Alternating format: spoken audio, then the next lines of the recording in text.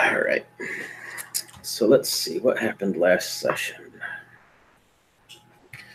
Last session, you guys headed through the thick, foggy mists. I'm not quite sure where you were exactly after leaving the Goat Horns Inn. You traveled in that for quite a ways. The time, you're never really sure how much time passed because besides this thick fog and not really knowing where you're going besides staying on the main road, there is no moon, even though it's like there's moonlight, but there's no moon. There's no constellations in the sky. There's nothing to really tell time by or to even get a sense. But it was darkness pretty much the entire time you were traveling. Eventually, you reached what looked to be, well, before that, let's see, one of you found a necklace. That was Vasily. You found a necklace on the road that looked like it was your sister's. When you opened it up, it did indeed have a what's it called? A little locket portrait of your family inside of it. And then you came upon the huge, massive gates that stretched 60, 70 feet into the air, almost like a fortress. Passed through underneath after you were getting chased by some wolves. You're able to get behind the gates and close them up as the wolves were on the other side. Really mangy, very desiccated looking wolves, very unhealthy. Walked through this fortressy wall area out the other side, and when he came out, it was not really daylight. It was a little bit lighter than what it was on the other side of these gates, but it was still a really dreary, overcast sort of night. And again, still no constellation, no moon or anything. From there, you guys were eventually attacked by a pack of wolves. And again, they looked very mangy, almost as if they were just trying to get food or fighting for survival. They did not act like the wolves any of you would have recognized. They were extremely aggressive, wouldn't back down even under your attacks. And after you killed several of them, they continued to fight right to the death. I believe Mornek, you noticed it, as well as Vasily, this larger, you guys would probably recognize it, kind of like a dire wolf, a much larger, more grisly looking wolf that was sitting back, but it had this air of intelligence about it. And it seemed to just be watching all of you. It had a bit of a scar running down the side of its face. And it didn't attack, didn't do anything besides watch. Mornek, you hit it with a couple unerring darts. Didn't really phase it much. Once you ended up killing off all the other wolves, though, it got up and basically like this thick fog rolled over top of it and it disappeared. During all of that, I believe Mornak, as well as Vasily too, noticed a cart that was coming down the road. You seen this old, very weathered-looking man driving it, and he stopped off the path from where you guys were in the woods a little bit, but he stopped outside of that, placed a small box on the road, got back into the cart, and left as you were battling these wolves. After that, you headed down to the roadway, and you found inside there was 3 potions of restoration you're able to recognize, and a letter basically saying that you might need them from some fella named Strahd. You noticed the dead man that was in the road. He had a letter from the burgomaster. None of you would know the term burgomaster, but you kind of get the sense the way it was written and what it was talking about. He was like a lord or a mayor or some sort of prominent figure of Barovia. On that, you guys crested around the hill and looked down upon the small town in the distance. Just a couple little lights were on within the houses. And miles into the distance, you could see this massive mountain range with a castle at the top of it. Dark, gloomy, gothic-looking picture. That is when you saw a young boy and a young girl come out of a house that was nearby. And they ran over asking for help. They said that there was some sort of monster in their basement. Their parents were trying to protect them and doing something with the monster, trying to keep it at bay, or doing something in the basement to do so. But all they could hear were the screams of this creature that was down there, and they came out hoping to find help. They were on their way to Barovia, down the small town you could see below, but you happened to be on the road instead, so they came over to you first. They introduced themselves as Rose and Thorn. Rose being the girl, Thorn being the small boy, maybe 7 or 8 for the girl, 5 for the boy, you guess. Um, and they mentioned this creature inside and stuff, and said that their father was very, very wealthy, would pay you handsomely if you could do something or save them, or to maybe at least see if there was anything or help them into town. You guys agreed for the moment. Vasily, you took them inside. They didn't want to seem to go past the foyer area, but they just kind of hid in the corner and told you that their little brother, a newborn baby called Walter, was upstairs along with the nurse's maid, and that their parents were presumably in the basement. Inside, things were a little odd. You thought you seen weird figures in one room. The lights were flickery. Just rather creepy sort of house. You could hear music playing upstairs. You could hear a baby crying. So you guys ran up the stairs, up to the second floor. You noticed all the wood carvings. Everything was a little off. It showed like kids dancing, but when you looked closer, you could see that they were getting swarmed by small little bee creatures. You could see pictures of woodland animals, but in the background, they were getting eaten by massive serpents. Everything's just a little bit off. You ran up to the third floor where you could hear the child crying. As soon as you got up there, it was silent. But Vasily, you moved forward to go check on a room, and this massive suit of black armor, about 8 feet high, lurched out at you, tried to grab a hold of you. You weren't surprised, and it missed, and that is where we ended it. Anything you want to add?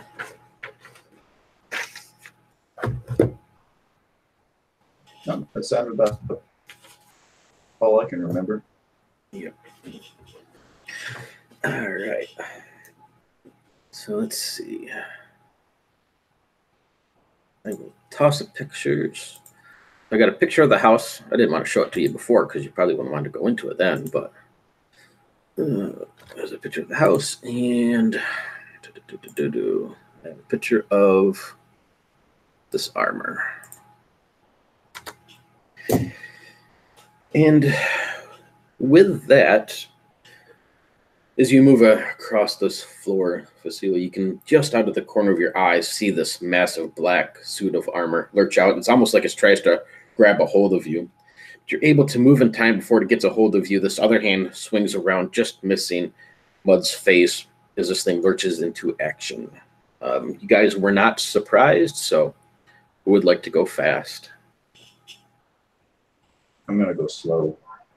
Dude's going to go slow. And this is right up on us already? Yep, you guys were at the top of the stairs. It basically waited for you to move, so it's 10 feet away at the most. I'll go slow. Gotcha. I'll go slow. Gotcha. All right. Well, this thing is going fast, so see that stutters for just this brief moment. You see these reddish flickers of light behind the visor of this. It looks almost like a wolf's head that's been carved into the helm.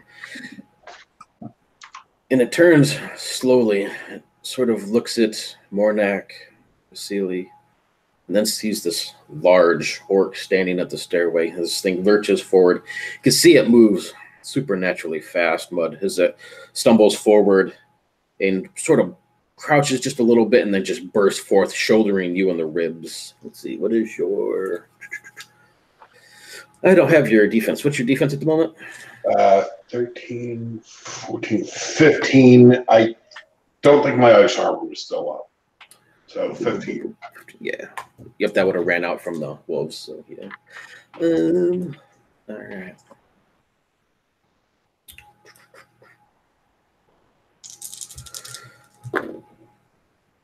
Yeah, I got a 23, so that's definitely it.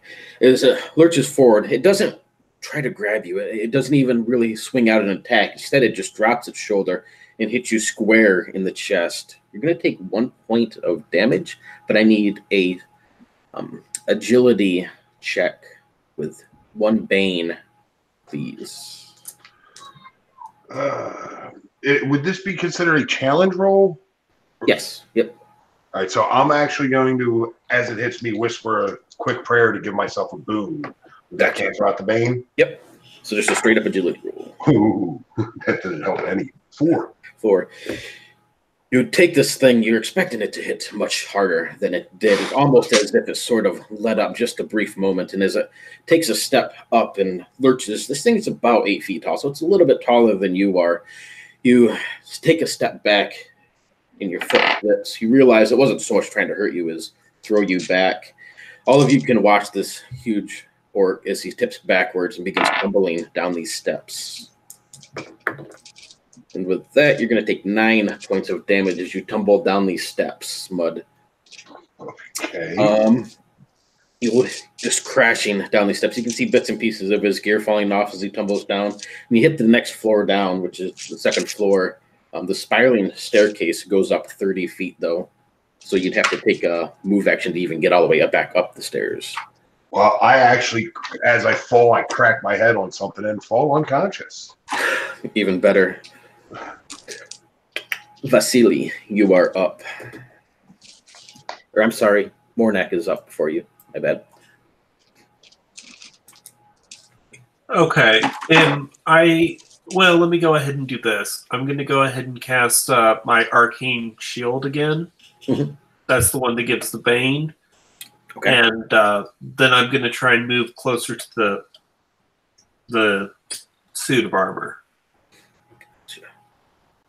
He has a Bane. What is your defense? So I have it here. My defense is 12. Gotcha. All right. Just don't let me forget about that Bane. And Vasily, you are up. So I moved slow, so I'm going to use my move action to move down the stairs. And then can I pull one of my healing potions out and give it to Morn? Yeah, totally. That's what I'm going to do. So you heal your healing rate. Okay. Does that bring me back to consciousness as well? Yep. So you'd only go to 0, so you don't ever fall. Or, well, I mean, what's your numbers max? You don't go any higher. So you would just heal your healing rate, whatever that is, and be back to consciousness. All right. Which, in that case, since you were up last, you would still have your action as he would pull you up before it's your turn, so you would then be up. How far off am I from the... It is 30 foot back up the stairwell. Ooh. Then I... One move.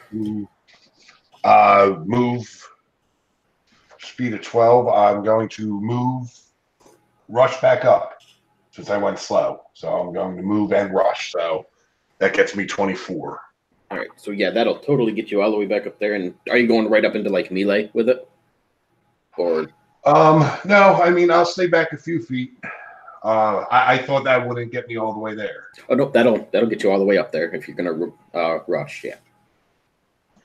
Yeah, I guess so. With my shield out and my I'll stay back about 5 feet from it. Okay. So you run back up these steps. And that would be the end of the round. It's got a Bane. And who would like to go fast? Mornak and... I'll go fast. Okay. I'll go fast. And Mornak, gotcha. I will go fast as well. Nice. And this one's going to go down. All right, so... It still stands there. Doesn't seem to be intimidated in the least or really even notice anything as it reaches down and starts to pull free this massive sword at its hip. Mornak, you are up first. Okay. I am going to try to smack it with my staff. That's going to be a 16. Yes, I believe so. Yes, that'll hit.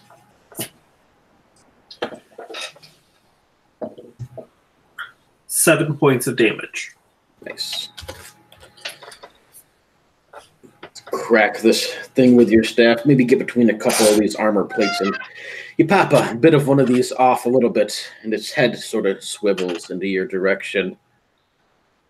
Vasily, you are up. So I still have my... Yep, go ahead. Sorry. No, go ahead. I still have my crossbow out. I'm just going to level at it and try to fire off one of my rounds of crossbow. I'm gonna focus some cold around the bolt as he fires it off and give him a boon to that. All righty. So that's 17. Yep, that's a hit. It does 9 points of damage. All right. Again, your bolt finds the perfect mark on this thing, square in the chest between a couple plates of metal, and it's all just this frost sort of crawls across there from Mud's prayer. As this bolt strikes the armor, you can all hear what sounds to be the mumbling or murmurings of what sounds like a woman's voice coming from a few rooms over from where you're upstairs in this level, from a few rooms away, almost like singing. You can't quite make anything out. Mud, you are up. I'm gonna swing my hand around after focusing on the crossbow bolt towards the suit of armor, and I'm going to shock the suit of armor. Now, I'm assuming there's some metal involved here. It's a whole thing of metal. So I actually get a boon to that attack. Ooh, and I don't think that's going to work. 11. It does not quite. You get this strange feeling that you had once before where your spells don't seem to have that connection to Father Winter that you used to. It's almost as if he's extremely distant away from you and you can't quite harness that power on. You don't know if it's he that's far away or perhaps you've done something to anger him or forsaken him somehow, or whatever it is, your spells just don't seem to have the punch, that power that you need to get them off. This is nothing more than a small bit of static charge on your fingertips before it just puffs away once more. As you reach out to touch this thing, though, its arms come up. It brushes your hand away slightly. And then once more with this supernatural speed, it just rushes forward. It's going to make a double attack on you, Mud. 12 does not hit, but 16 does.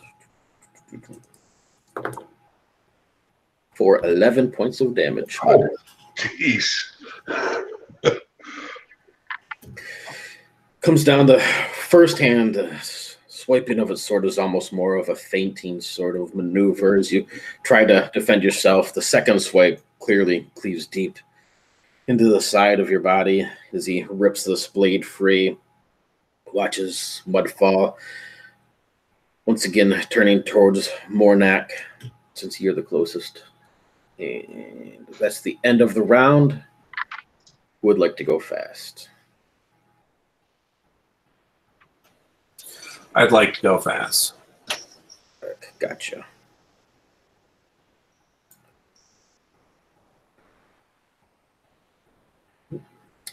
Vasily, what would you like?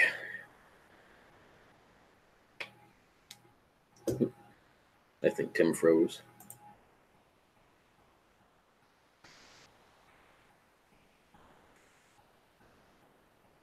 It looks like his dropped on him. But that's all right. You are up before he is, Mornek, so if you want to take your action, then Tim will probably hop back in. Sure. I'm just going to do the same thing as last time and try and hit it with my staff. All right. And that's going to be a dirty 20. Ooh, nice.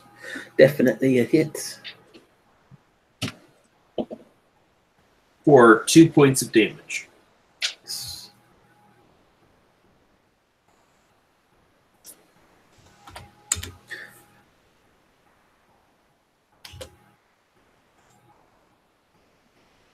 Back with us now. I've been having all kinds of problems with Hangouts for the last few days. Yeah, you're like I don't know what it is. super robotic. Yeah, sorry. Oh, am I? now you're good. Must have been just first hopping in there. You're all good. Okay. I don't know where it dropped on you. The creature dropped Mud once more Mornak was able to get okay. Mornak got a hit on it, and so technically you would be up. I'm not sure if you're going fast or slow though. So I can't remember how reload is. Is reload if I go slow, can I reload and fire, or is it just an action to reload and then fire on the next round? Either way, if you wanted to go fast, it would be an action. That would be your one action. But if you go slow, you can reload and fire. Okay. Okay, that's what I'll do. I'll go slow, reload, and then fire. All right. You saw Mornak was able to get one hit once again on this thing, smacking it with his staff. It turns to him, though. And again, just these two huge sweeps of the blade, Mornak, come towards you. A natural 1 and a natural 20. Don't forget my Bane. Oh, snap. Oh, well, maybe you can look out on that 20 for 16, but no, that will still hit you. The other one totally misses, though. 3, 4. You'll take 4 points of damage as this blade comes around, clipping your shoulder just enough to open up a bit of a wound, and it just takes another step towards you, lurching forward. And that would put Vasily, you are up. Okay, so I'm going to go ahead and reload my crossbow and try to fire, try to knock the helmet off its shoulders. I don't know, I'm rolling all those dice. Okay, that's a 9. Not quite. You're without the prayer of poor Mud, who's on the ground, bleeding out once more. Your arrow does not strike. Mud, you would be up for the end of the round for a dying rolls. What you're going to do is roll a 1d6. Don't get a 1. 4. You are good. So you're basically just kind of laying there bleeding out still at the moment. End of the round. You see this thing stop just dead in its movements, and it turns its head sort of like it's listening for something. And you can all hear the singing still going on in the background. It's very, very soft, almost sounds like a children's lullaby or something of that sort. And then once again, its head turns back towards you, Mornak, as it gets ready to lay down the sword once again. But who would like to go fast? Or slow? I want to go slow. Mornak, slow, gotcha. I will go slow. Slow, got you. And this thing is going slow as well, so Mornak, you are up first. Okay, the first thing that I want to do is I want to go ahead and take my healing potion out and drink it. Do you have a regular one, or is it the one that was left for you? I have a regular one. Okay, yep. That should be just your healing rate. Okay. And then with my other action, I want to try and hit it with my staff again. Go for it. That will be 16. That will be a hit.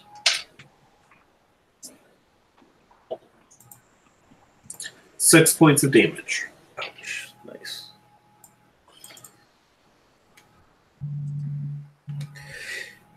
As this thing lurches forward towards you, you're able to get quite a bat swing on this thing, and you crack it heavy against this wolf carved helm that it has and knock it off. Underneath, it's just this thick, black, wispy smoke, sort of in the shape of a skull, but it's very flowy and not quite ever forming a full picture.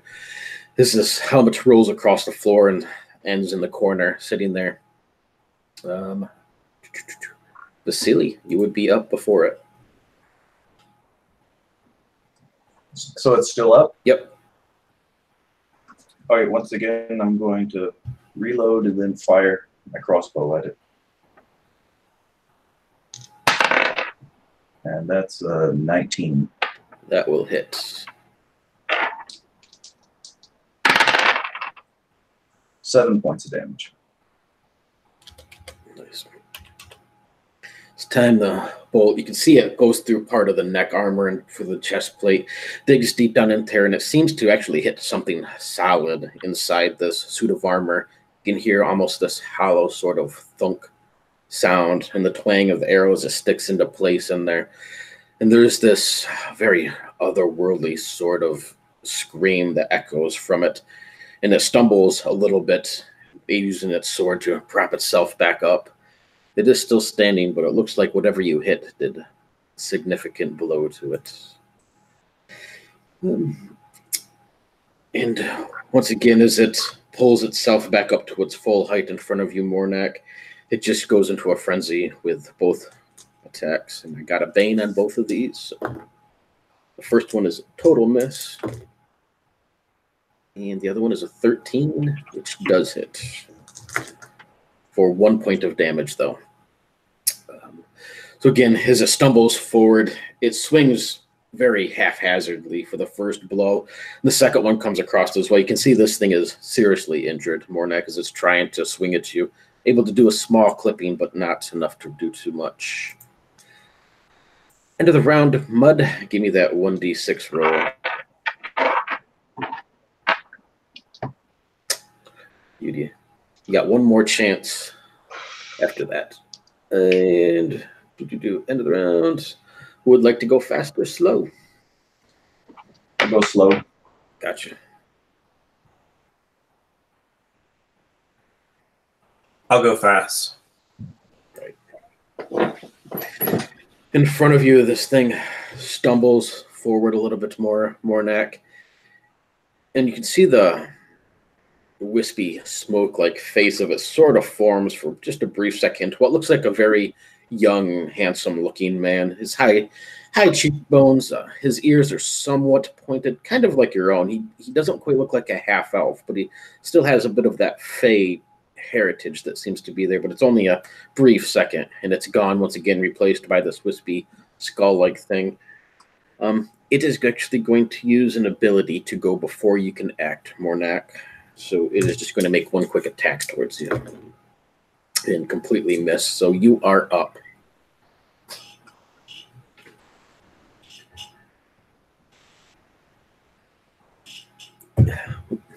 You're muted. Okay. Whacking at him seems to be working quite well. So I'm going to do that again. All right. That's going to be a 19. Yep, that'll hit. 4 points of damage. Perfect. One more than you needed. Go ahead and describe what you do to destroy this animated suit of armor.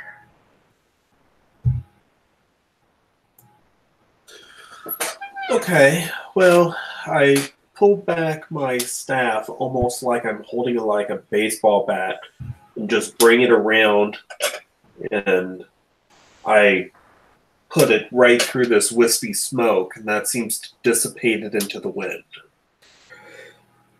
This suit of armor will just crash to the floor in a heap, echoing through this entire house. For a brief second, you could still hear that soft singing in the distance, but now it's just complete silence. The last little bits of echoing rolling through the house in nothing as it just lays there in a pile up on the floor. What do you guys do? At the top go ahead. I'm going to pull up my healing kit and run up to Mornak and try to use it to stabilize him.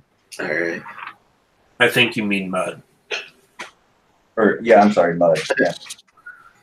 I'm getting names mixed up.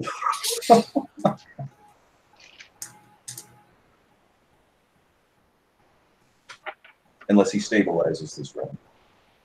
Oh, yeah, why don't you try that first? Mud, just give me a 1d6 roll. 3 again. So, nope, he would see that he is actually looks like he's going to be going further under unless you stabilize him. Okay, so since he's dying, I'm going to make the roll with an intellect roll with 1 Bane. Oh man, that's a total of 1. Quickly see Mud as he slips under. This gash is way more than what you thought it was when you first took a look at him, Vasily. Seems to be quite deep, probably internal damage of some sort, as he's just bleeding everywhere across the floor. Use one of my healer's kit uses. I'm just gonna try. I'm just gonna keep trying to stabilize him again, using more of my herbs and bandages that are in my healer's kit.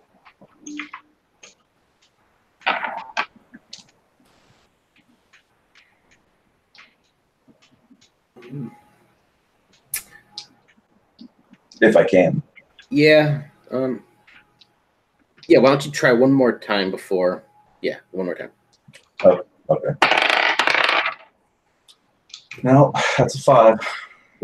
This is you look over. It seems to be beyond your capabilities of doing this. Do you try and do anything more, Nick? Yeah, I'm going to go take the healing potion that we got from Strahd that I still have, unstopper it, and I'm going to go ahead and pour it in his mouth. Oh, I forgot about this. Mud, you will basically get all castings of your spells back or anything that you used, and you will go all the way back up. It's the full, like, everything. Oh, okay. So reduce all damage down to 0 and get all of your spells back. You won't have any conditions. I don't think you had any that were bothering you right now anyway, besides dying. But just that little pesky one. But nope. You guys can see this wound that he has on his stomach, this huge open gash, slowly begin to stitch itself together. And you can see with these tiny dark threads, like sinew, appear across his chest, begins to stitch itself closed. The internal organs close up. You can see the blood that's on the floor just seeps into the floor and disappears. And this warm sort of glow washes over his body. It feels like you just had a most amazing rest you've ever had, Mud. Lean back against the wall. Nut, are you okay? I seem to be now. Thank you. Thank you, friend. Always, brother.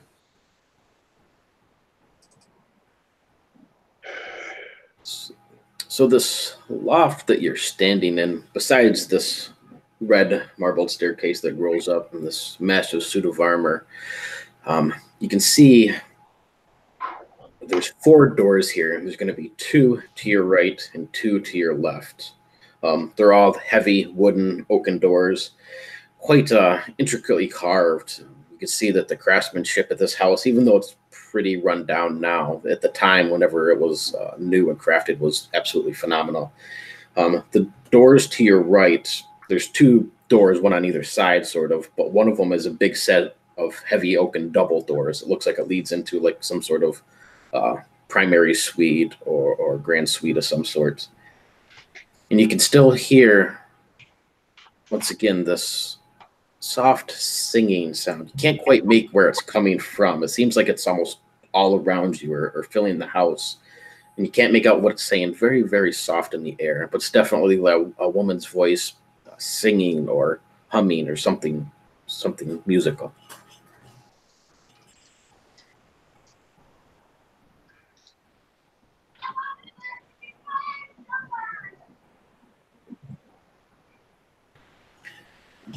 What do you do? It must be where the child is. Do we still hear the crying? At the moment, no. Okay. I'm going to go back up to the landing. I'm just going to poke around in that suit of armor just to see if there's anything on it of any interest. It's very well crafted, much too big for you to wear, or even Mud for that matter. It's about 8 foot. Looks like it's more for appearances and craft than actually anything worthwhile to use. It's carved sort of with wolf motifs and windmill motifs that are engraved on the breastplate and on the back plate and stuff, but otherwise nothing of use. A really big sword, which would consider to be a 2-handed sword if anybody wanted it. But is there more stairs going up, or is this at the top of the... This is the top 3rd floor, the top landing. From outside, you can tell that there was an attic, but you don't see the stairwell leading up to it or anything right here in this loft. And there is one door, one set of doorways? Nope, there's 4 total, 4 doorways. There's One is a big double door, and the other ones are all just regular sized doors, but all of them are very intricately carved and heavy wooden doors. I'm going to go over to the double doorway and crouch low to it, put my ear up next to it just to see if I can hear anything on the other side. Give me a perception. Everything's really quiet right now, so add yourself 1 boon to that. Perception is 13 plus 1 boon. 9 plus 4. 13. 16 plus my perception bonus. Listening up to this door and kind of peering down, there's a small little gap underneath. It's just darkness on the other side. Your dark side, you can see what looks to be some sort of like a bedroom suite. You can see the corner of a bed underneath the gap of this door, and looks like a large rug on the floor and a fireplace over in the corner. It's not lit or anything. Beyond that, you don't hear anything. There's this very, very cold draft that comes from the room. But that's about it. I'm going to continue to do the same thing to the other doors as well. The other one on that side of the room, as you take a quick glance and listen, you can just see these marble tiles underneath it. You can see a wash tub in the distance. It looks to be a bathroom of some sort. Again, you don't see or hear anything there. The next one over is nothing more than a basic closet. As you look underneath, you can just see piles of old clothes and looks to be cleaning supplies and stuff. But it would be to your left on this loft, on the left-hand side. As you go over to that door, give me another perception check with 1 boon.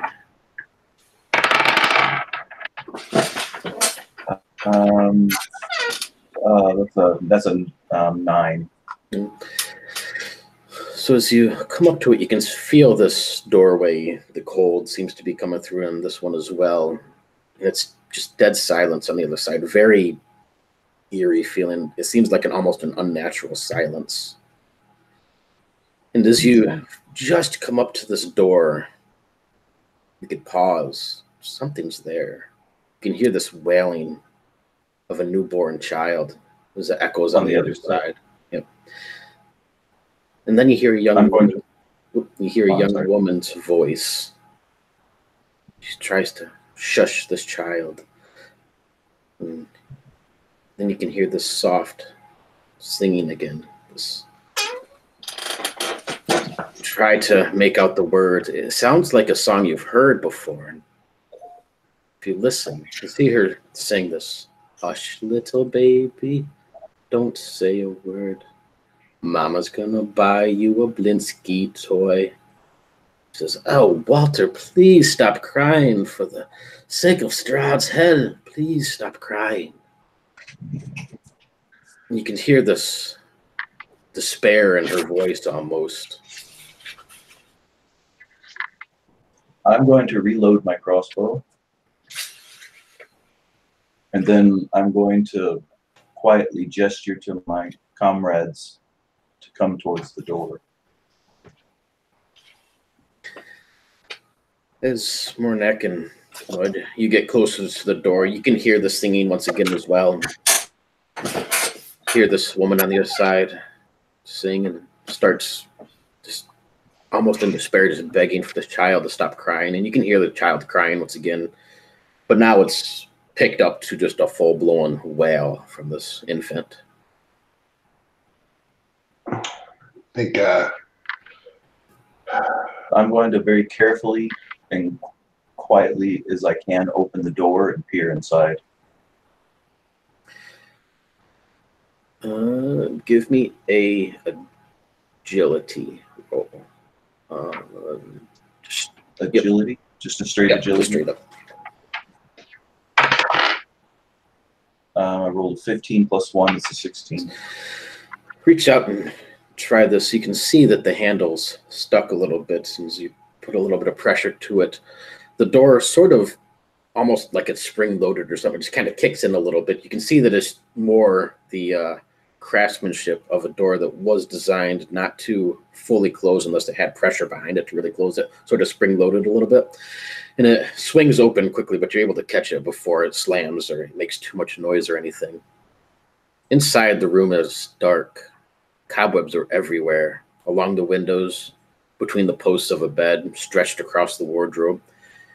Even the mirror set into the wall is draped in this eerie silk of old cobwebs and spiders. Stained glass doors lead to a balcony. You saw it from outside as it overlooks the street where the children were. And this gloomy, dust-choked air seems to haunt this place, this like a distant memory. Walter's wails, at least you assume it's Walter, come from behind a door to your immediate right.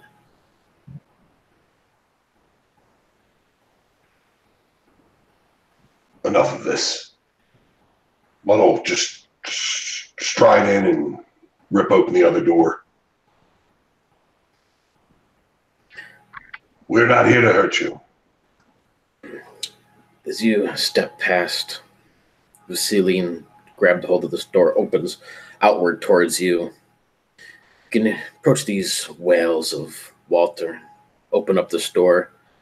His dreary nursery is decorated in strange toys. This mobile of black and white bats hangs over a crib. A rocking chair in the corner is carved out in the shape of a wolf. And this black shroud, embroidered in windmills, covers the crib. No woman can be found. And Walter still cries from the crib. The room is covered in, again, dust, cobwebs. I've seen these windmills before. The witch and hag who abducted me had them.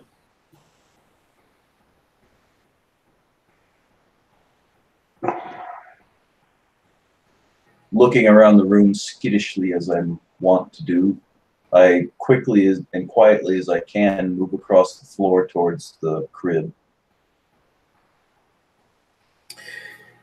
You can see this mobile that hangs over top, and it's behind this thin veil of almost like a black sheer type silk that drapes down over top of the crib. If you look through it, you can just barely make out the bundle laying in the center of this crib where these cries are coming from. It sounds like a wailing infant right in front of you, and you can see it like moving in the crib and bundled up in this little coddled sack type thing.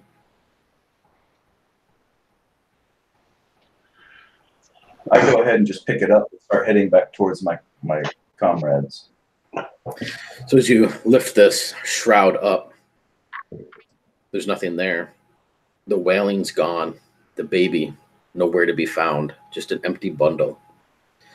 And then you hear her on the bed behind you, a weeping woman, skeletal thin, dressed in soiled white gown. She sits at the edge of her bed and looks over her shoulder, her hair hanging down like rotted vines across her face. And then her mouth stretches impossibly far into this ghastly sort of visage, and she screams. I need will challenge rolls with 2 Banes from everybody. You can see the flesh fall from her face in tattered chunks, and one leg that seems to like shift through the bed as she stands up. These thick, heavy black claws reaching out from her fingertips as she moves across the floor towards you all. That's an 8 total for me. All right, so you will be frightened by this thing, Vasily, and so you'll have 1 Bane to all your rolls, 3 Banes in relation to her, anything you'd want to do to her. Well, anybody who failed has that exact. I'm assuming I failed with 1 on the D20, a 1 on one of the Banes, and a 6 on the other for a grand total of -6. Beautiful. For your Banes, don't forget that 1 you wouldn't use. You would only take the 6. You only take 1, the highest Bane. Oh, okay. But still -6, so yes. So yes, you will be frightened as well. So 1 Bane on all your rolls, 3 Banes on anything you want to do towards her. How did Mornax work out on this one? 13. All right, so you are not frightened. You will recognize this ghost or specter as some sort of undead, ghostly visage of some sort. She will take a few steps, but she does stop almost hesitantly as she lets out this scream. It seems she was more worried about this baby or this bundle in the crib. And as soon as you step away from it, Vasily, she too stops. And sort of this standoff as she stares at all of you, and you all stare at her.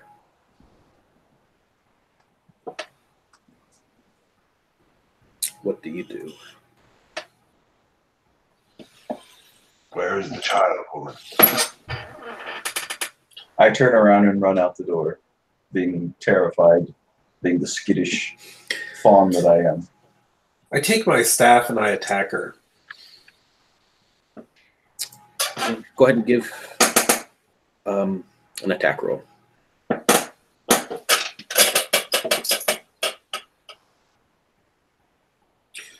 That's going to be a 22. Beautiful roll, but your staff just goes right through her as if passing through fog. Her head will sort of cock curiously at you, and then as Mud speaks up, her eyes immediately turn to him. She watches you quietly for a few moments, Mud. You see she, almost like she relaxes a little as she looks at you. She says, "You have the markings of a priest." I do. I am. Do you follow the Mother Night? Thy Father Winter, my patron. She stares at you. I've never heard of this Father Winter. That's what I was just going to ask. Have I ever heard of Mother Night? You have not.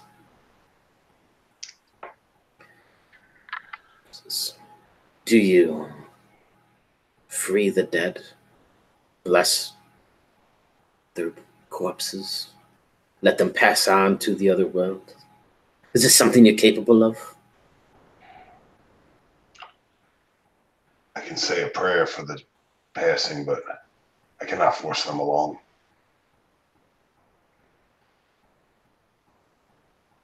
She will take a few steps towards you, and then you can see her face just in this contorted rage for a moment, and these thick black claws again stretch out from her fingertips, and she will quickly rush towards you and then stop once more, just inches from your face. She looks at you. You can see the sorrow in her eyes.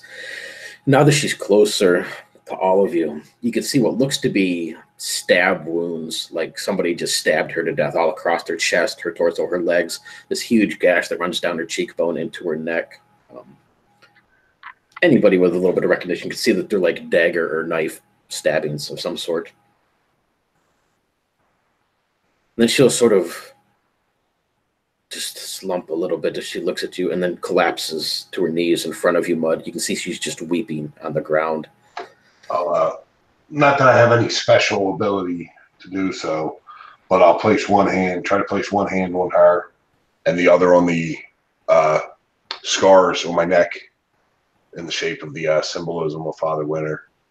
And I will say a prayer, Father Winter's version of Last Rites, and try to ease her path across the Great Tundra.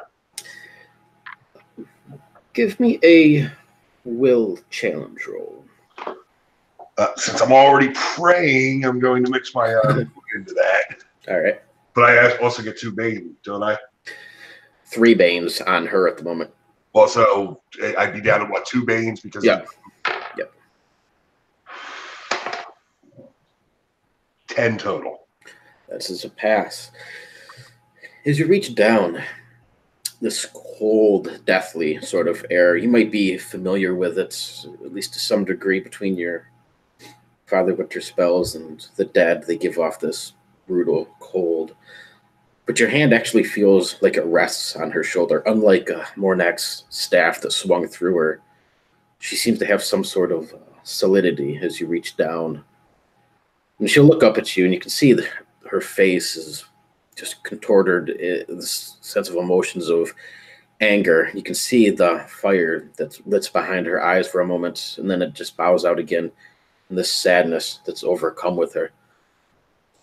They've taken Walter to the basement. Please, just... He's all I have. Please, just do something to save him. Don't let them sacrifice him. And she just shudders on the ground at your feet. Peeking into the room from the doorway, I say, who took him? She'll turn. The Durst, the family patrons, the Gustav and Elizabeth Durst, the mother and father of this house. I feel for the children, such young, innocent children, locked in the attic. I don't know how people could be such beasts like that. They took Walter, his own son, they took him. They took him, my son, down to the basement. Who knows what they will do with them. And she'll stand up, and you can see once again this rage come across her face. These black nails start to form on the tips of her fingers. We'll do all we can. We spoke to one of the children that escaped outside. That is not the children. That is nothing but the house. What you spoke with is demons. The little girl? They are not real. They are nothing but mimics of this house. Things to trick folk like you into coming here. There's been others. Hundreds, perhaps thousands who've tried. They all die. But you, I can sense something. Perhaps you can do it. Free us from this hell. The children are upstairs in the attic, locked in the bedroom behind the walls. And who did they take to the basement? My son, Walter. Gustav does the man of the house. His son as well. Elizabeth, she didn't want a bastard child. She felt that perhaps sacrificing him to the Lord would cause them to be in his good graces. Foolish. Foolish. But they locked their own children upstairs? Oh, yes. They did. They're dead now, starved to death centuries ago. But their ghosts remain. Please, I can't leave this room. I cry for them every night. I sing to Walter and what's left of the lad, my son. If you can just lay us to rest, that's all we ask. Just lay our bodies to rest. Let's go to the basement, see if we can find this evil rite.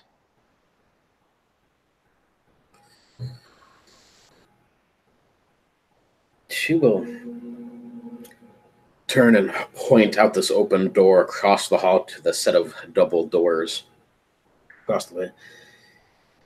Hidden behind the wall is the stairs to the attic, and then she'll reach out and grab a hold of your chest, Vasily. These thick black claws, they seem to tear small holes in your tunic or whatever you might have as a chest armor. As she pulls you forward, when you're close to her face, you can feel this cold washes over. It doesn't seem like she has any aggression towards you in the case, but I still need a strength challenge roll because of the cold and this death that she's putting off. Just a straight strength? Yep. No Banes. Oh, well, you're going to have 3 Banes because it's her. Oh, okay. That would be -1. Yeah. So you would be scared that much more, but she pulls you in close. She's like, please just help us. It's all I ask. Somebody must help us. Save Walter, save the children. Put us all to rest and kill them wretched beasts. Would I know how to move souls along, how to lay them to rest? As far as you know, the proper burial or rite or something of that sort. Do you ask her?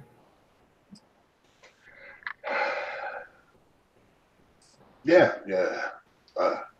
Tell me, woman, how do we lay you to rest? Here in Barovia, nothing ever truly rests, but The crypts are in the basement. Lay our remains there. A simple prayer to the Mother Night will pass us on the best as possible. And if nothing else, save the children and Walter. I can survive if must.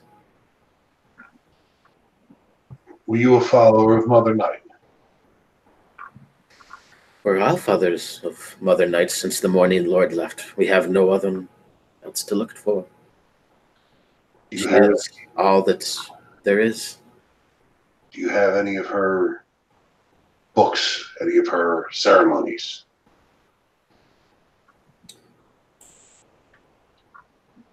Once again, she'll point down the hall to the opposite master suite sort of room. I was not allowed such books. Could not even read. But Elizabeth, she followed until she was corrupted by the Lord. In her room, you will find a prayer book.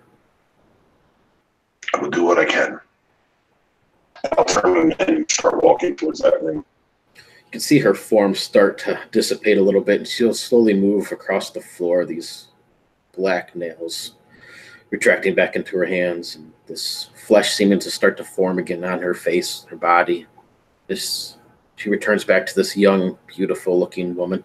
She was quite beautiful. Looks like she was perhaps in her mid-20s, long, flowing blonde hair that's been pulled up into a bun. She wears a basic maid sort of gown. You can see she was some sort of nurse's maid or nanny type figure. And she'll take a seat on the bed, and she turns behind her sort of a little bit. Even though you can see through her, it's sort of this foggy mist. And it looks like she picked something up, and as she turns back towards you, can see she coddles the small blanket, and you can hear it coo like a baby, though you can't see anything in it besides wisps of black smoke. And then she starts to disappear from sight.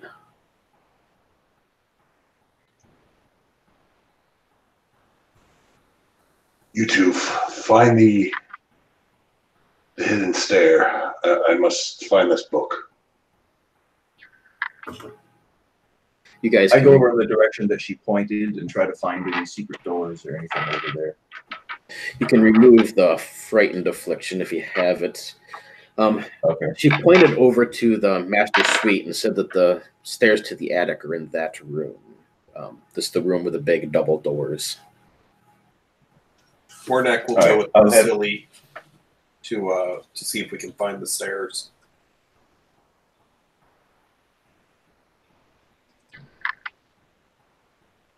So as you all move across out of this room, as soon as you empty out of this room, the door just slams shut behind you with this echoing sound through the house. And again, you can hear this soft singing inside and the cooing of a child as it sort of lingers in the air. Across the way, you come to these doors, these heavy wooden doors. As you reach out, the first thing that you notice, besides the extreme fine craftsmanship, is that they're both ingrained with a motif of a pair of windmills, one on either door, and these bright colored stained glass in place of the windmill windows.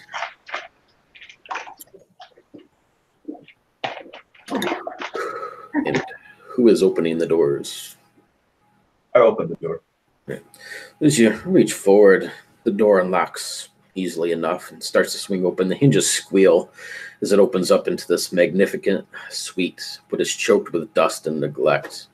You can see a rotting tiger skin rug lies on the floor in front of this black marble fireplace.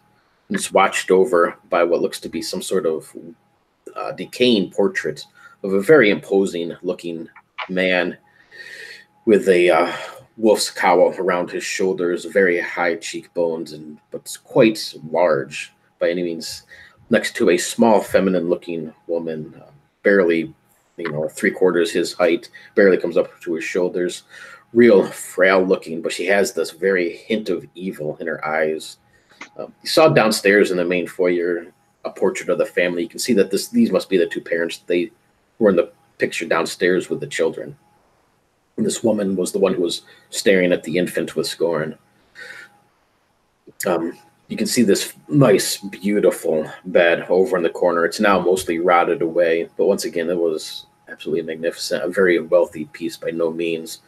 Now it's just yellowing sheets, and you can hear the wind rattle on the doors that leads out to the balcony. Over in the corner, there's a small nook with a table, 2 chairs, and then this very nice looking mirror in front of a vanity. Is there any bookshelves or anything? There's a couple books on the nightstand and on the table, but there's no like bookshelves. Okay.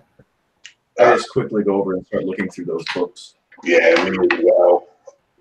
I'm looking for anything specifically about Mother Night. So you look through, there's 5 books in total as you look through. There's In the Light of Asibus is one.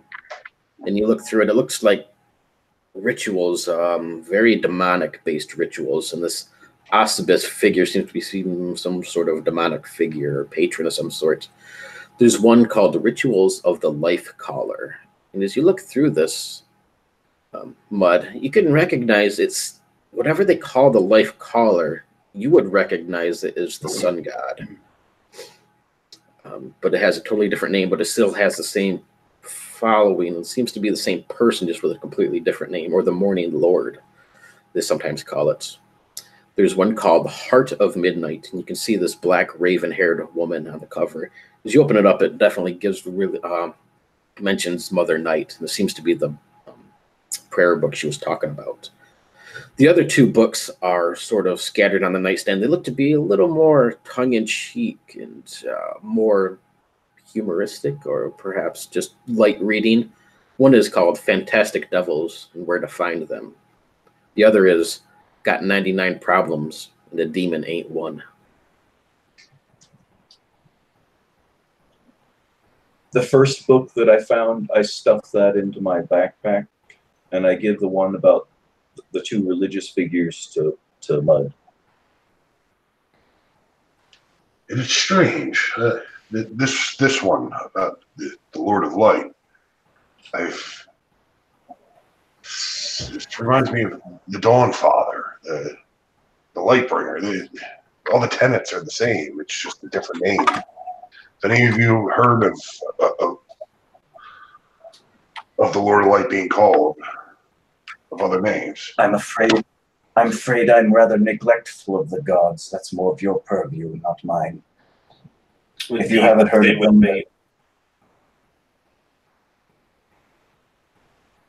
What was that, Mornek? It is the same with I don't follow in gods. Got a bunch of heretics with you, Mud. It's all right. I'll look more into this as we move along. should we go up to the attic and find the bodies of those children and perhaps try to send them along first? Everybody give me a perception check. With with 1 boon.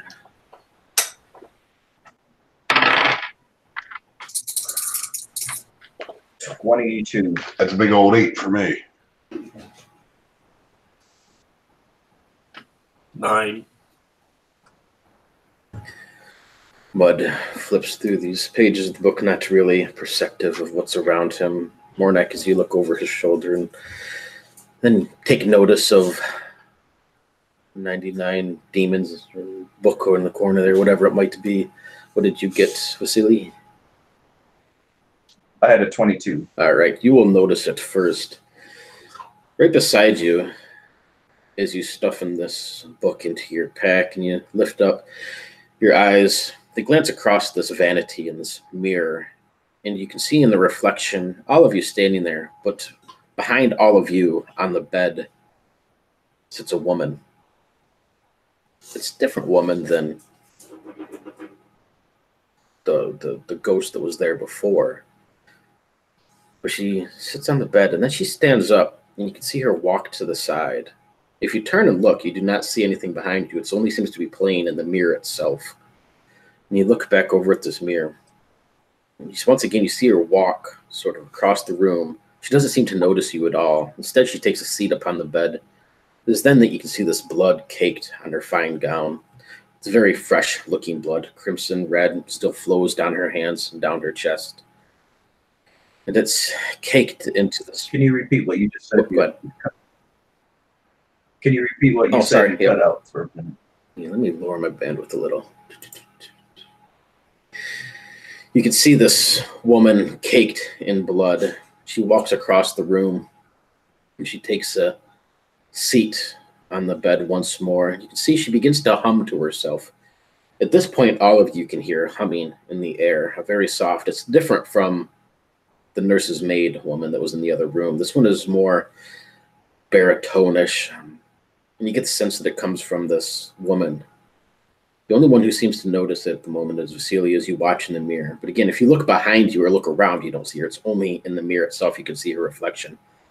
She has a small bruise on her left cheek, scratches and a tear on her right sleeve. And it looks like she's been through a bit of a struggle. She'll take out a rag from the small little nightstand beside her. And then she brings up this wicked-looking dagger and begins to clean the blood off of it.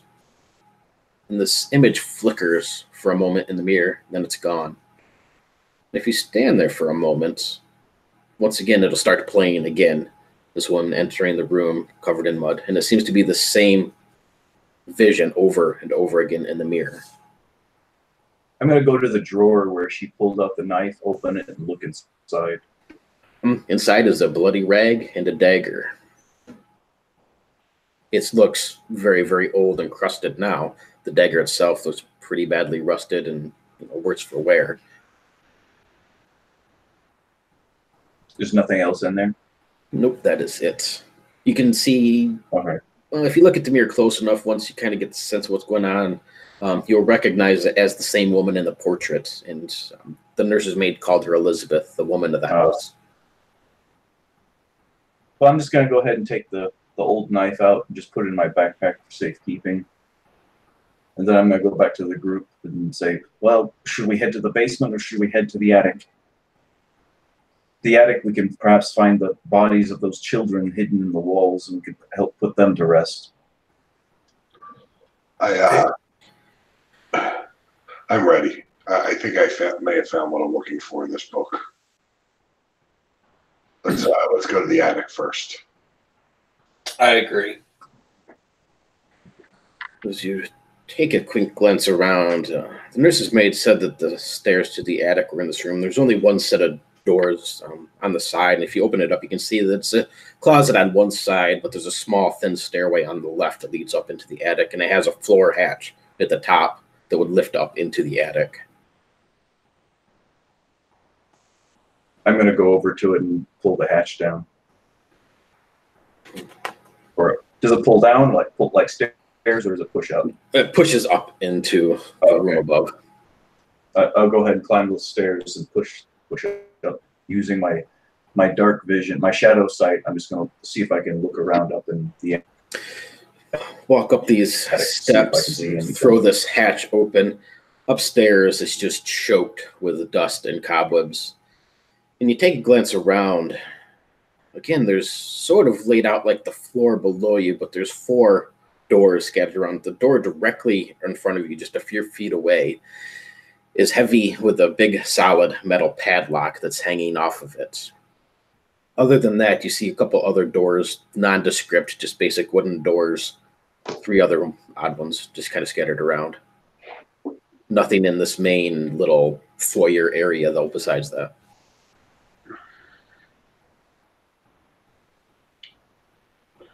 I'm also going to squeeze myself up the tight stairwell.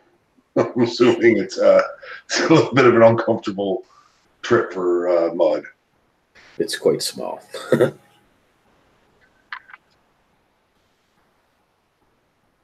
Mornak stays behind to guard the stairs.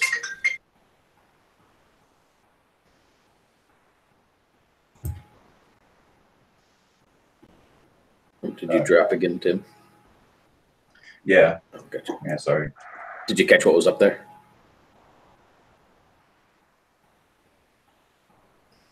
No, you dropped everything, froze right when you said what was up there.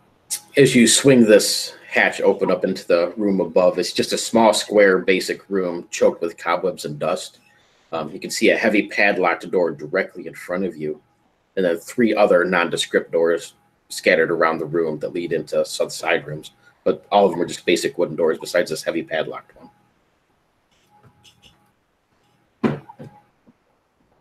There's doors up in the attic? Yep. It looks like a whole nother floor. Oh, Yep. okay. Okay. Well, I go ahead and climb up there and just look down at the group, saying what I see up there. There's more doors up here. It's another floor. And then I guess that'd be about when Mud squeezes himself up, and he'll focus his eyes on the door with the padlock on it. You can see it's. If you get a little bit closer, you can see carvings, not intricate or not artistic carvings into it. It looks like small children scraping it with, like small knives or something like that. But you can see the name Rose and the name Thorn are carved into it. And you can see small stick figures and what looks to be a really crudely childlike drawing of a dog and a cat. And a small ball, a tree, and a house. Just childlike drawings carved into the door.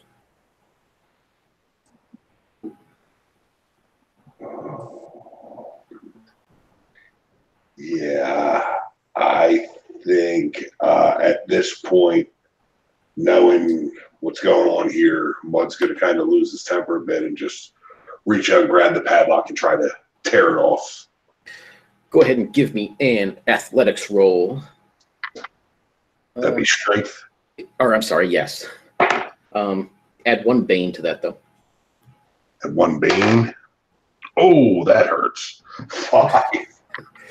Give this thing a quick yank, and it's pretty solid. You're going to have to really smash it with something or try to pick the lock or something. It's whatever it is, it's solid that's on there. But as you have this heavy grip it and you try to, pull it free a little bit, and once you realize it's not moving at the moment and set it back, on the inside you can hear 2 voices, a young girl's and what sounds like a little boy. It says, "Rock, paper, scissors, shoot!" And you can hear them do this. And, you beat me again, Thorn. You beat me again. That's what now? 5 of 7. I swear you're a master. I believe you can read my mind, Thorn. And then you can hear these kids giggling behind the door. One more time. One more time. Rock, paper. I'll stare at Vasily. Did you hear that? What is it? The children. Or their spirits, I guess, are the same that we met outside. I'm going to try looking through the keyhole, looking underneath the door, see if I can see anything. There's no keyhole on it besides just like the padlock, but it's an actual padlock, no key. But give me a perception. Look under the door, see if you can see anything under there. 8 plus 3 is 11. So as you move forward, we'll see that you can hear these voices behind the door as well, 2 children. As soon as he really starts to mess with the padlock or anything, though, and lets it drop back down, it's just silence on the other side. And as you crouch down low, Vasily, and you kind of turn your head and look underneath this doorway, you can see just underneath a small, maybe an inch gap or so, this cold breeze. And right on the other side, you see 2 pairs of eyes looking back at you. Give me a will challenge roll, please. What does it say? Give me a will challenge roll.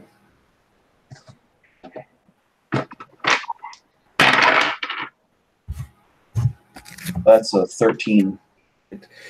So this bit of panic and dread sort of fills you for just the briefest moment as you see these other set of eyes. It looks like 2 small people on the other side who are staring down underneath the door looking back at you. And you can see both of them jump back at the same time you do. So it looks like they basically had the same idea you did to peer under the door to see what was outside the room. I'm going to say, do you know where the key to the padlock is?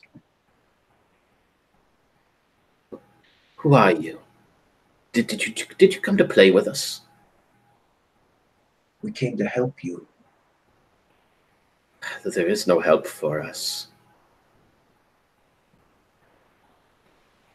Mother and father have Perhaps there the might key, be. but Down they're in the basement? oh yes, they're down in the basement with Walter. They want to come up and save us. They forgot about us.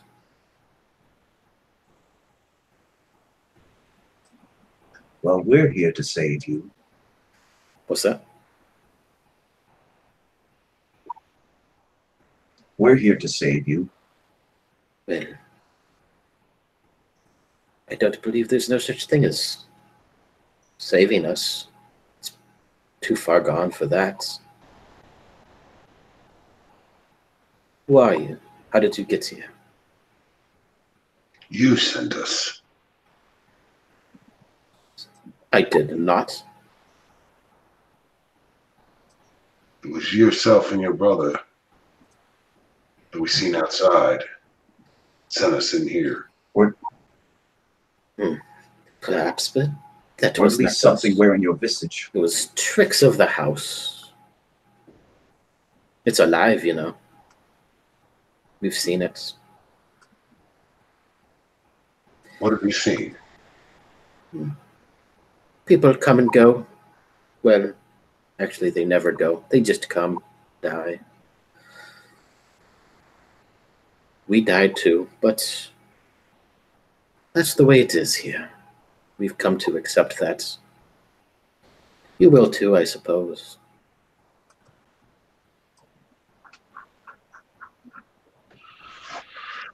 There was a woman spirit of the house that asked us to help put her child's soul to rest and hers. We will help you as well. I miss dear Glinda. She was like a mother to me, more than my own wretched whore of a mother. As you can see, if you peer down underneath, or anybody does, that both of them have come over and they're just peering down under the door towards you. You can hear their voices come out from underneath this door. Well, the girls, so the little boy doesn't say anything. He just kind of stays back. You can see he's clutching this teddy bear in his hands. Says, they locked us in here so the beast wouldn't get to us, but they forgot about us. We could hear them laughing, coming and going. They never fed us, never let us drink. What is this beast? It lives in the basement with the Crips and those other men. I don't know what they do down there. I just hear the screams, screeches of horror, the crying of Walter, and the arguing, the fighting, the laughter, the reveling, the moaning. It's like a nightmare that never ends.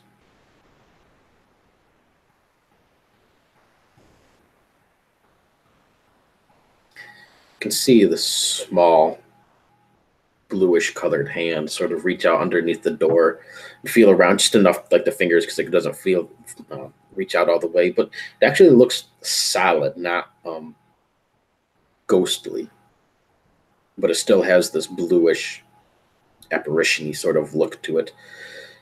Then it pulls its hand back out from under the door, back into the room.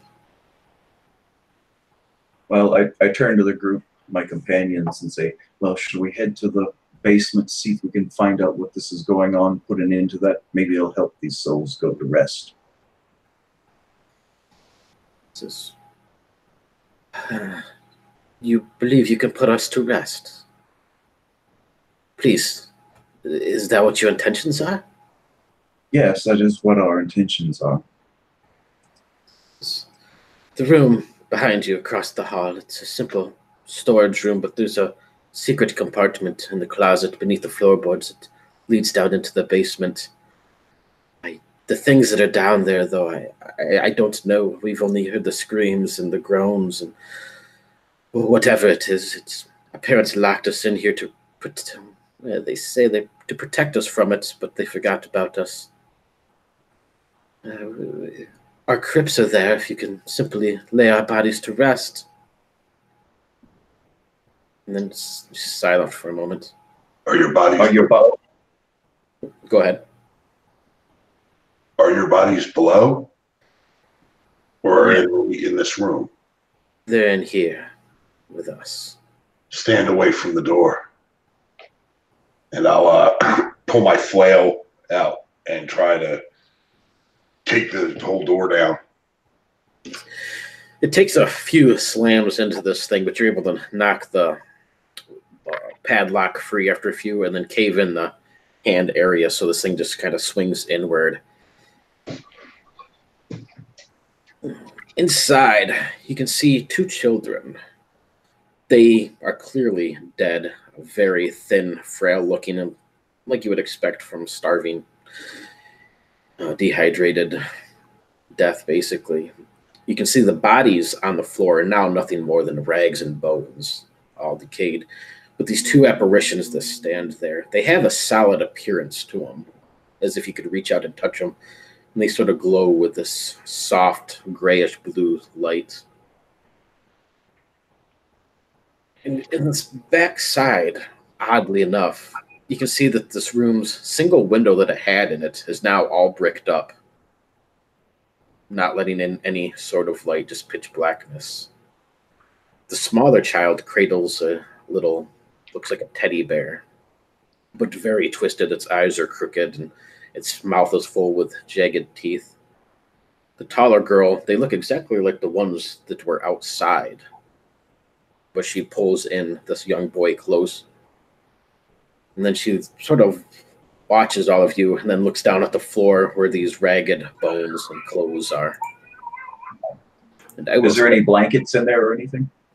There is 2 beds. They're completely rotted away now, but there are some blankets still, bits and pieces of them left and stuff. All right.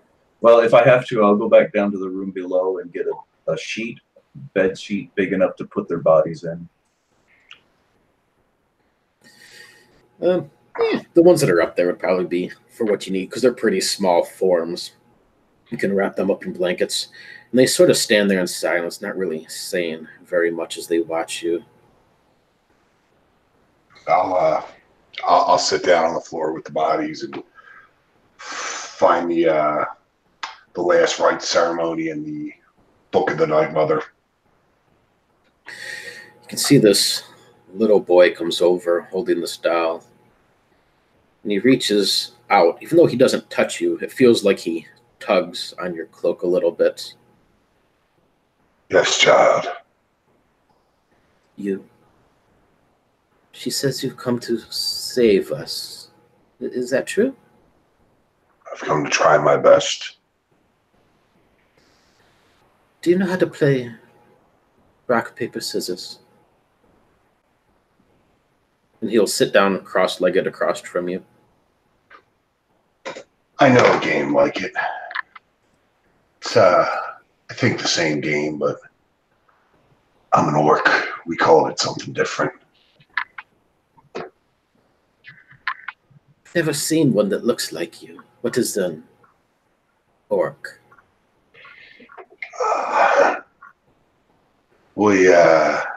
Can I touch your teeth? Slowly sort of reach out hesitantly. Yeah, I don't think I'd back away, but I'm definitely a little worried. But I'd let him. He reaches out slowly and sort of touches your face, this piggish sort of snout and these teeth.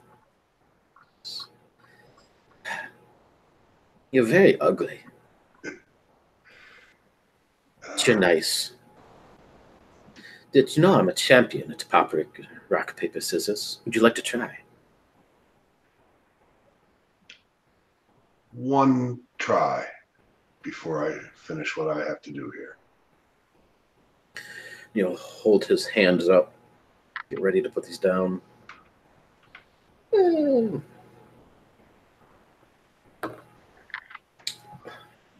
He's just going to put out scissors. So I can let you decide if you win or fail. Fail. Like, ha! I told you I'm a champion. But don't worry, failiness gets the best of us all.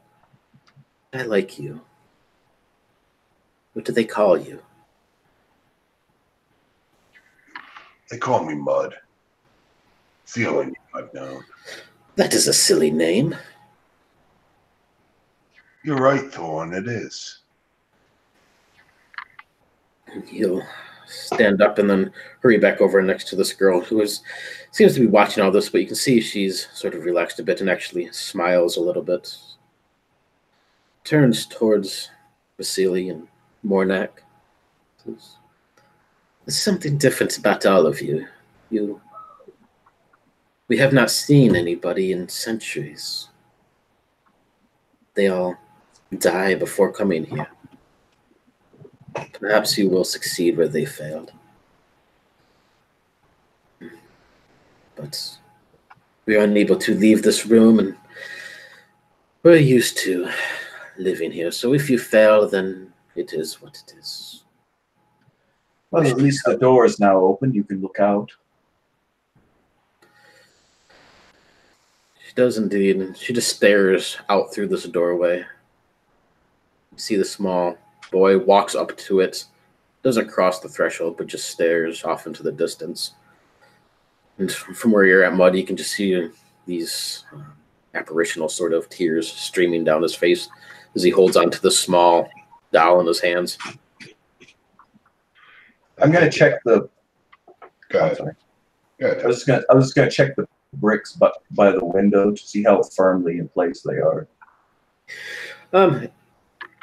Given the age of the house and how long it's been here, it looks a little rubbly. Like you could smash it open with, like a flail or chisel and hammer or something like that. Okay. I would just try to punch a little bit of a hole in it just to see if it's kind of daylight outside or if it's night yet. Yeah, you can pull a few bricks free and sort of move them a little bit. And outside, it's just that same twilight, dark glow like moonlight, and that's it. And if you look down towards where the street is, because this would face out from where you came in, that side of the house, you see the two children outside playing in the road in the dirt.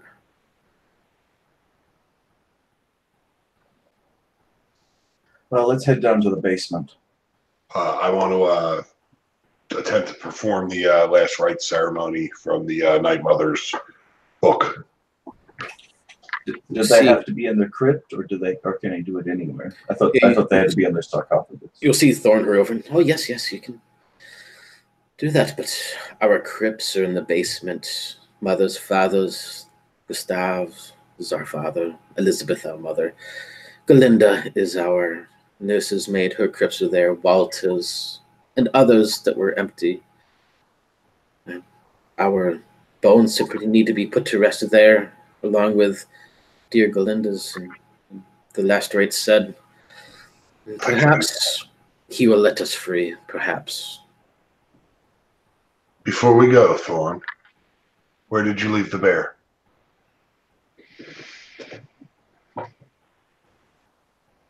He'll look at you. Do you mean the one he's carrying around?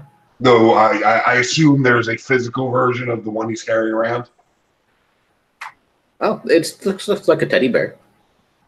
Was it with the bones and all? Oh, I see what you're saying. Yeah, that would be in with his bones. Yes. Okay, yeah, I want to make sure it went with him because he's clutching it. Gotcha. He'll stare. You can see he sort of reaches out, but his hand just kind of passes through what's left of his bones and, yeah, this teddy bear, but he still clutches this apparitional one in his hands. Let's move then. Again, you can see Rose point across the hall to the door opposite where you're at. So beyond there's just a simple storage room. In the closet, the floorboards lift up to a spiral that leads down into the basement. I wish you the best. With that, she'll step back and sort of just stand in silence and watch you, holding Thorn to her side. I'll pick up my makeshift bag of children corpses and start carrying them. 17. Move across this hall to the room on the other side. The door there is not locked. It actually hangs open a few inches. You swing it open. You can see it's a basic storage room. Really nothing of interest in there besides this closet on the opposite side. Again, the door there hangs open as well. And you can see the hatch to the basement stairwell, the hidden one, is opened. It leads down already, like nobody ever closed it up. To the left, though, as you step inside, Vasily, Mud and Mornak behind you, you'll see another pile of bones on the floor. And you'll see a chest that's been opened up. The bones on the floor, well, whatever the corpse was, is well rotted away, and it has 3 darts in its chest. Now they just lie amongst the bones. And there is what looks to be in the chest that's partly opened, this white, bloody gown in this desiccated, dried-up skeletal hand that hangs over the side of it. Oh, lovely. The gown itself, you stare at it for a moment, and then you can recognize it was the same gown that the nurse's maid was wearing. And her hand is in there too? Yep, her hand hangs out of the gown. Looks like her corpse was potentially shoved into this chest and rotted away there. But the other corpse that's on the ground is well rotted away as well. But that one has 3 darts in its chest. And I'm going to take I was going to take my staff out and push through the corpse's remains, see if there's anything. The one on the floor looks male by the look of it. These 3 darts, as you kind of look at them, they're small. I mean, it looks like some sort of trap or something. And as you sort of look at it, you can then notice the small little hinges and the triggers underneath this chest itself that was trapped. You get the sense that somebody was trying to get into this chest and was hit with these poison needles or something and died there. In the chest itself, though, is the remains of Galinda, the nurse's maid, with this bloody white gown and all of her remains. Did the corpse that tried opening the chest, does it look like they have anything of value on them? Oh, if you dig around through that, there's going to be 14 gold pieces. And then the armor and stuff is all rusted and really no good. There's a rusted armor and a sword. And then a small, looks to be a tin clasp, like cigarettes or something like that would be holding, like a little tiny palm-sized tin clasp that opens up. Inside, I'll go ahead and take that. Yeah. Inside of that, as you open it up, there's a single card in there, much like the one that you have. But it is a card of the Swashbuckler. Taraka card. I'll take that as well. Make note of that card. The Swashbuckler. Now, actually, I'm not sure what the suit is. I'll have to double check when I get a chance, but I'll let you know. I give 5 of the gold to Mud and Mornak.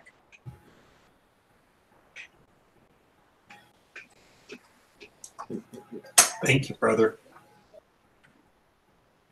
I'll keep the tin. This looks like a fun little knickknack. Other than that, the room is empty besides that chest. I'll just go ahead and take her corpse and put it in with the kids. All right. And then over in the corner, you can see the closet door hangs open, and this hatch to the basement already open as well. If you move over to it, you can see it's just a spiraling staircase, quite small, so Mud to be tight fit for you again, but it just spirals down into darkness. It's beyond your dark vision. I believe I'll lead the way this time. You step down onto this first step. You can feel the cold coming up, this dampness as it comes up through the floor and through the spiraling staircase. It spirals down into darkness between walls of mortared stone, cobwebs and dust everywhere, and this cramped passage. And it goes down, down, down further. The shaft grows tighter and tighter, extremely claustrophobic, until your arms are kind of tightened against your body as you squeeze through the stonework and the steps. The air here is extremely stale, almost bitter. You can feel the acidity in your tongue. The cold seems to seep through your clothing, through your flesh to your bones, and even your lungs have this bitter, acidic burning to them.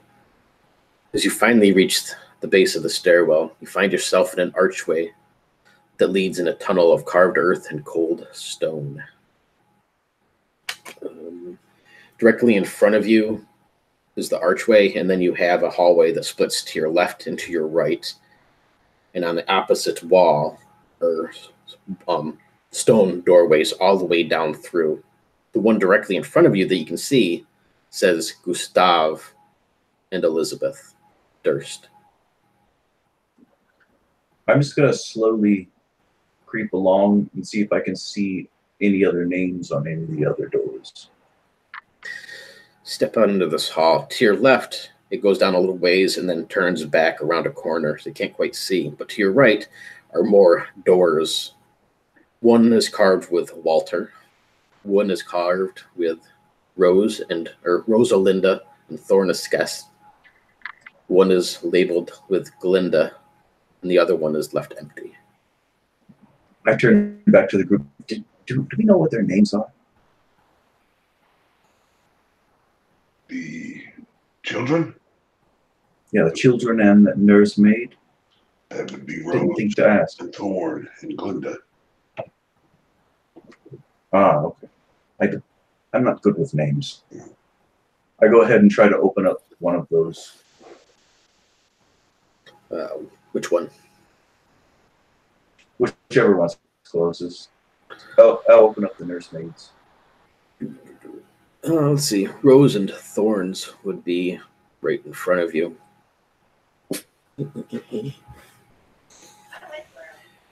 Inside, this door is heavy to pull open. Once you get a good heave behind it, it opens up. It's just two empty coffins inside this crypt. One's labeled with Rose and one's labeled with Thorn. I'll carefully open up one of them. Inside, since their bones have never been to rest, they're just completely empty. Very well crafted, and it looks like they've been preserved down here quite well. They're in perfect shape. Well, from my makeshift bag, I will pull out their bodies and put them in their coffins. Mud, would you like to care to perform that ritual? Yes, I would. And I'll sit down between the two coffins and first say a small prayer to Father Winter to guide me, and then follow a ceremony, whatever, the last rite ceremony in the Night Mother's book. As you place these two bodies into the coffins, seal them up, and give them their last rites, there's this whimpering that seems to echo through the house in silence. Everybody give yourself 1 fortune point. And as this whimpering goes off, you get the sense that it sounds similar to these two children. You can almost hear this thank you that spreads across the wind, just teases at your ears a little bit. And the giggling laughter of children, and then it's gone. Instead replaced by this guttural chanting that seems to echo through this entire complex below you. You can see that the halls branch off in different directions, this main hallway. And whatever is down here, it just keeps chanting. You can't make out the words, though. It seems to be in some sort of strange language or something. This deep guttural, just over and over, the same phrase. Does that start after we did this? Yes. Okay. How long did that ritual take? Maybe 3-4 minutes. All right, well, I'm going to take the nursemaid's body over to her coffin and put her body in hers. As you get over to her door and you give it a tug, push, and try to get this thing opened, it seems like it's going to take a lot more strength than what you have, Vasily. Okay. I'll come and assist. Go ahead and give me a strength challenge roll. Give yourself one boon since Vasili's helping. 13. No. Way math. Yay, math. 15. As you shove and pull at this door, it finally breaks free and grinds open. Inside is nothing but a coffin.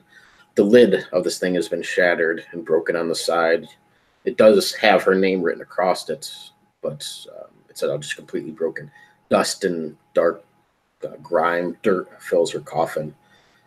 And then something rustles behind the coffin. You can see the stone seems to almost move a little bit. And then this massive swarm of insects just falls forth. The whole wall gives way. You see thousands upon thousands of insects swarm forth. Oh, lovely. What do you do as they Just a second. I'm going to try to push the door shut again. give me a strength challenge roll? And you can see, Vasily, they act strange, these insects. They swarm forth, but the chattering, the buzzing, the noise that they're making seems to be one of aggression. And yeah, it seems like they're just coming to eat you alive.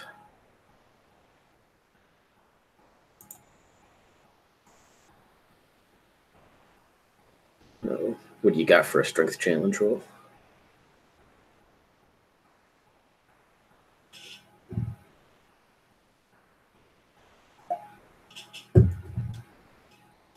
You're muted in case you're talking.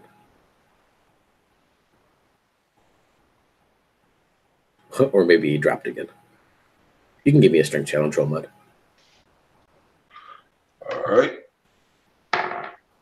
13. All right. So yeah, you would be able to shove this thing back closed, assuming that's what you want to do.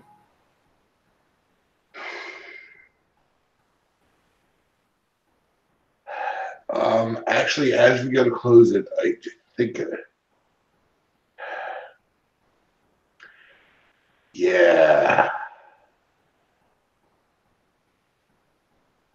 I'll close it for now. Just say, we still have to lay her to rest, but let's deal with the child first. I don't have anything to burn all that many bugs with. So you can see some kind of make it between the cresses of the stonework and stuff. Not the whole swarm, but they're definitely crawling out and start buzzing about, biting at you, stinging at you. Not enough to really cause anything, but if you were to open this door, you'd be swarmed in seconds by these things.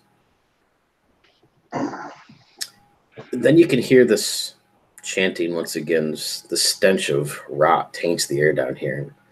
Something shuffles about in one of the nearby hallways. You can hear the dragging of feet on stone, snarling this guttural laughter. Then it's silent again. Is there something or someone else down here with you?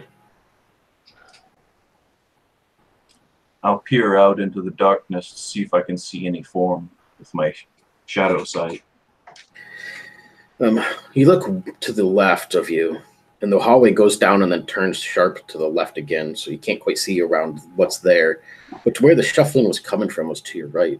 So you look that way. You'd be able to see into what looks to be some sort of maybe a dining hall, perhaps. You can see this room. It's about 20 foot square, and this large wooden table in the center of it, surrounded by long benches. Bones litter the floor like rippled chunks of carpet. And you can see the tabletop itself is covered with plates and platters, silverware, like a dining hall, but right in the center of it is what the remains of a corpse. It looks like a humanoid corpse laying across the table. Several blades sticking out of it. You can't see anything in there, but you can see the room has other branches of hallways going off of it. And you can hear every now and then this chanting or this guttural sort of laughter coming from that direction. Well, seems like whatever this thing is, it's in that direction.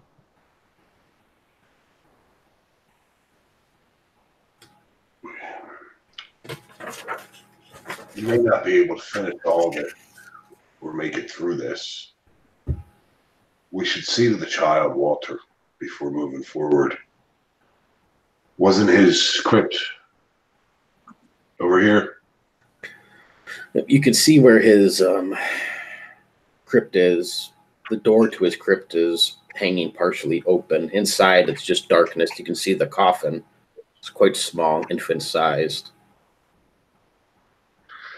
You know, move in towards it. Is there anything in the coffin? No, there is not. So we need to find his body down here somewhere. At the very least.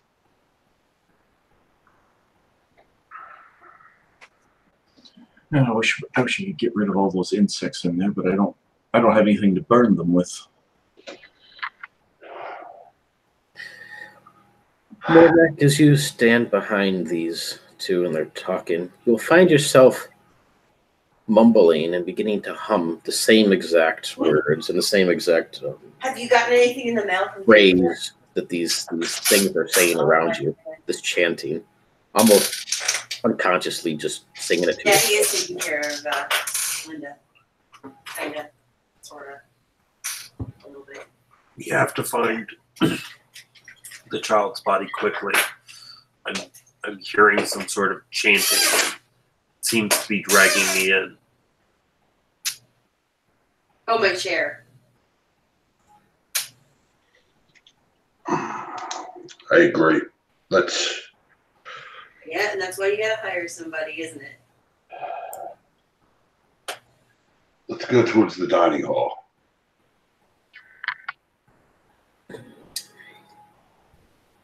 Step into this room, Mud, and crunch across these old, brittle bones that are scattered across the floor.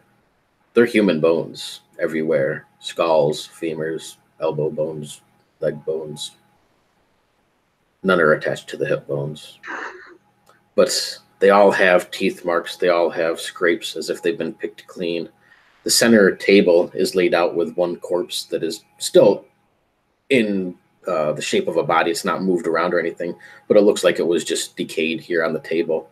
The wood work around it, everything's rusted and thick with looks to be old blood or crusted up bodily fluids.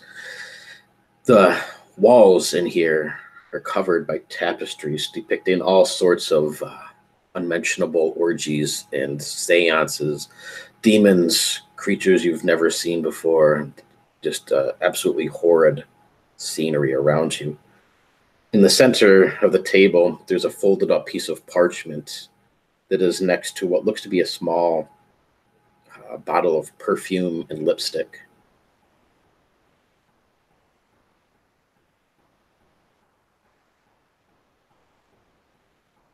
How many paths off of this? Where is there? There is, not counting the one you just came through, there's one to your left, one to your right, and one straight ahead. So 3 other hallways that branch off of it. I'm just going to go up next to each of them and peer down them, see if I see any movement. The one to your right, as you look down that, it stretches on for a good 40 feet or so, so just at the edge of your dark vision. But you can definitely see something shuffling around at the end of that hallway. The one straight ahead of you, as you glance down that, it branches off in a couple different directions as well and just looks like a maze work of hallways. You can only see about 10 feet before it turns around the corner. And the one to your left, when you get over to that one, you can see that it sort of turns into a little alcove, and there's a door that is now rotted off of its hinges, and the planked boards lay on the ground. But it is a stairway that leads down into a room below. You would just be able to see it at the edge of your vision. And that, too, you can see something shuffling about down there, and the chanting seems to be come from both directions where these shuffling figures are. Well, I see movement in both places. Should we go down or go over to that way?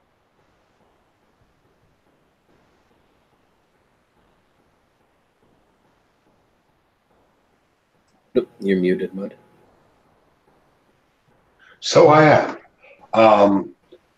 Let's hold one moment, and I'll grab that piece of parchment you mentioned. Mhm. See what that says or what's going on with that. Does that look fresh or does it look ancient? It's quite old, indeed. And there we go. I'll send it over in the Facebook chat. Fold this thing open, and it reads, oops. Mistress Insidious, preparations have been made for the ultimate sacrifice. With the horde dead, we shall ensure that the man of the house does not stray again. The bastard child shall provide what we need to usher in and bring forth the amber wolf. Let us revel in this orgy and feast upon the flesh of the prisoner in his glory. Signed, Mother. Mornek, this writing looks very familiar to you.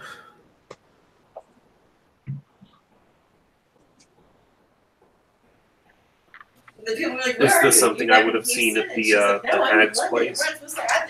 It is the hag that you bunked with for a while. She often referred to herself as Mother, and this is her writing. Nice.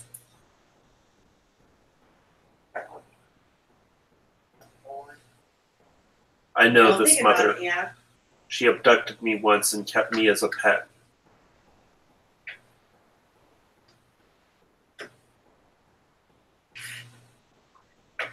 Oh, jeez. And I have to assume this ultimate sacrifice she All right, left Mom, I love you. anything good. Bye-bye. No, I'm sure it can't be good.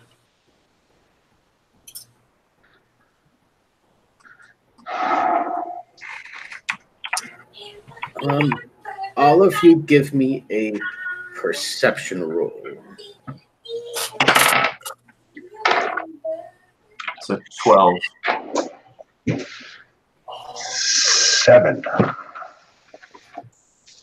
I'm finding another set of dice. 15.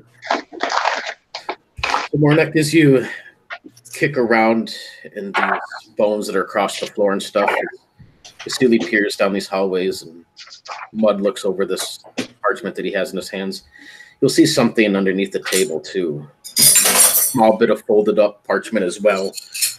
But this one is sealed in an envelope. The envelope itself the wax seal has been broken off, which lies next to it as well. The wax seal shows a picture of a raven and then this sort of trident-shaped crest. And inside there's a piece of parchment, like a letter. Can I use my academic heraldry to recognize this?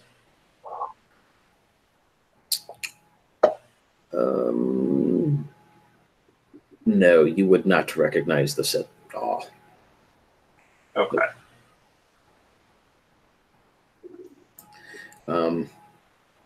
It's very gothic-y looking. You've never seen one like it. Maybe something similar. It seems to be a lord's crest of some sort, but to this particular one, you would have absolutely no clue what it is. Is there any writing on it? Yeah, if you take it out, I will put that into the chat as well. Let me get that for you. So as you pull this thing out, it'll read, "My most pathetic servant, I am not a messiah sent to you by the dark powers of this land. I have not come to lead you on a path of immortality. However, many souls you have bled on your hidden altar, however many visitors you have tortured in your dungeon, know that you are not the ones who brought me to this beautiful land. You are but worms writhing in the earth. You say that you are cursed, your fortune spent. You abandon love for madness, took solace in the bosom of another woman, and sired a bastard son, cursed by darkness. Of that I have no doubt. Save you from your wretchedness? I think not. I much prefer you as you are. Your dread lord and master, Strahd von Zarovich." What lovely people in this place. That name. Wasn't that name on the potions, the box we found on the road? Indeed, it was. Same exact name, same exact handwriting, in fact. Hey guys, I gotta go ahead and drop off now. Nope, I was planning to end it right here as well anyway. Okay, cool. So you were all good, Kevin. You guys do any last things before we end it this eve? Tuck those letters away. The letter that I found in my backpack, and get ready to either go downstairs or down the hallway. One of the two. You both can hear this guttural chanting again. Hornak would be just almost out of habit, just chanting along with it, like mindlessly, like he doesn't even realize he's really doing it. The only other thing I do is put that bottle of perfume in my bag. Would you like to smell it? Yeah, I would. Actually, it smells very nice of rose petals and cinnamon. It's a very pleasant perfume. The lipstick, however, is a deep crimson red and mostly used up. Well, in the horrid stench of this place, spraying a little perfume around your nose might be good. It's about 3/4 full, but in the bottle it's in, looks like it's made of amber. It's probably something you could fetch a good chunk of money with, either full or not. But and actually, it will too. Actually, has the same crest that was on the wax seal of this raven and this trident-shaped insignia. And it's sort of like carved into the bottle itself, or shaped into the bottle. All right. Yeah, I'll put that in my bag for now. Yeah, right. And we will call it there for the evening. So probably next session, you guys will wrap up what's down here, and at that point, you will level up a level to 3rd. Okay. And so otherwise, I'm all good, guys. So thank you very much. All right. Thanks for running.